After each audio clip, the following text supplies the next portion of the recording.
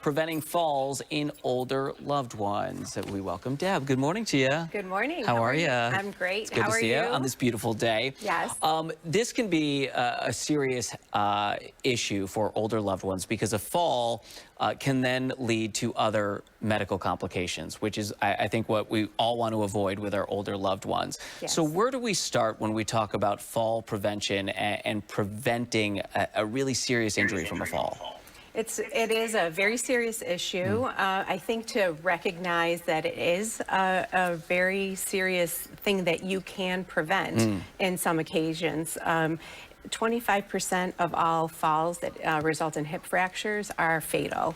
So at some point, you should take a look at your house and your environment. So there are external factors to consider, like if there are throw rugs, steep stairs that they're going to have to climb and descend each day. So looking at things that you can do to change those controllable factors. Yeah, and those are things you can look at as a loved one and say, maybe we need to move this rug or remove it and take care of that. Also, there's other things that we can look at too.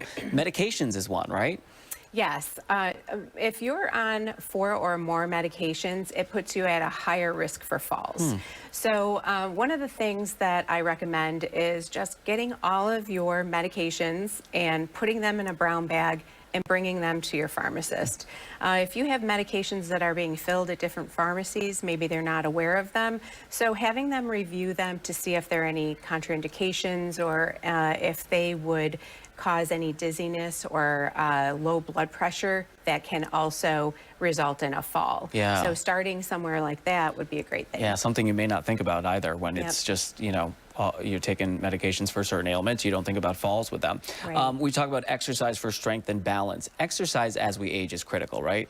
Absolutely. This is something that I talk to all of our patients about. If you're not getting up and actually exercising to at least maintain your strength and your balance, then every day you're just decreasing that balance and your muscle, the amount of muscle that you have. Yeah. So asking your doc for a physical therapy evaluation so the physical therapist can set up a home physical therapy program for you. So you can work on it. You can work on it with your caregivers in your home also, have them encourage you. If you don't keep moving, then you're going to lose it. Yeah, and that takes commitment, but it's so important. Yes. We also talk about bathroom safety. There are things that you can have installed in your bathroom which can make a big difference. Yeah, this is one of the most common places people fall. I mean, one of the things is when you're walking, the patients that I speak with, they move and turn quickly and they fall. But when you're in the bathroom, looking at if you're able to access your tub easily enough. Some people have remodeling done where they put just the low wall to be able to step into the shower or tub, adding grab bars. One of the things I like to recommend is having a shower chair and then a handheld shower. Yeah. So then you could sit on the chair, you're less likely to lose your balance while you're in it, and then have that the handheld shower to help you. This is kind of similar lines, but when we talk about furniture and moving from maybe sitting to standing or standing to sitting, select chairs with arms that are not too low, because you have to be able to brace yourself to either sit down or stand up sometimes. Right, and just any furniture that is more firm, it might not be as comfortable, but if you sit on a couch that you sink down into, it's going to be very difficult to get up. So choosing chairs or maybe couches that you are able to brace yourself with the arms and stand up with, easier on that. And then when you ascend or stand up, making sure that you acclimate. So some people's blood pressure drops when they stand up, they get a little bit dizzy. So making sure that you are giving yourself a chance to just kind of reacclimate.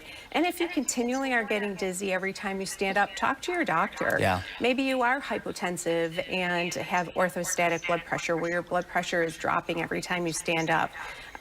Or there might be other medical reasons that you can deal with and talk with your doctor about. Sometimes people are hesitant to reach out.